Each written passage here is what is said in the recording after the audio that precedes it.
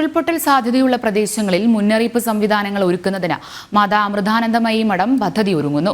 ഇതിന്റെ ഭാഗമായി അമൃത സർവകലാശാലയിലെ centre for wireless network application team അംഗങ്ങൾ വയനാട്ടിൽ സന്ദർശനം നടത്തി.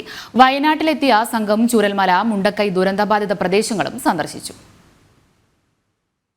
മാതാ അമൃതാനന്ദമയി ദേവിയുടെ നിർദ്ദേശപ്രകാരമാണ് സംഘം സ്ഥലത്തെത്തിയത്. Amrita university centre for wireless network ആപ്ലിക്കേഷനിലെ ഡയറക്ടറും പ്രോ വൈസ് ചാൻസലറുമായ ഡോക്ടർ മനീഷ വിനോദ് രമേശിന്റെ നേതൃത്വത്തിലുള്ള സംഘമാണ് പഠനം നടത്തുന്നത്. 2006 മുതൽ ഉരുൾപൊട്ടൽ, മണ്ണിടിച്ചിൽ സാധ്യതയുള്ള പ്രദേശങ്ങളിൽ ജാഗ്രതാ നിർദ്ദേശ സംവിധാനങ്ങൾ സെന്ററിന്റെ നേതൃത്വത്തിൽ ഒരുക്കി നൽകുന്നുണ്ട്.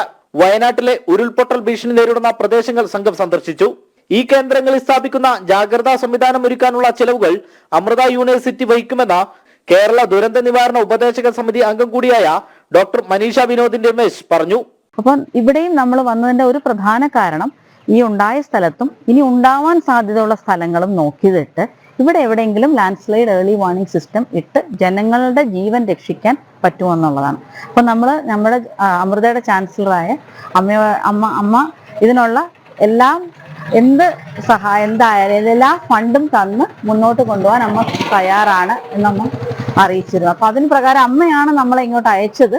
ഏതൊക്കെ സ്ഥലമാണ് ഇതിനകത്ത് എങ്ങനെ ജനങ്ങളെ നമുക്ക് സംരക്ഷിക്കാൻ കഴിയുമെന്ന് നോക്കിയ വേണ്ടിയിട്ടാണ് ഞങ്ങളൊരു 8-അംഗ സംഘമാണ് അമൃത യൂണിവേഴ്സിറ്റിയിൽ നിന്ന് ഇവിടെ ഇപ്പോൾ ഉള്ളത്.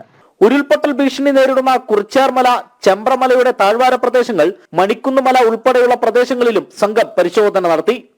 ജനം, വയനാട്.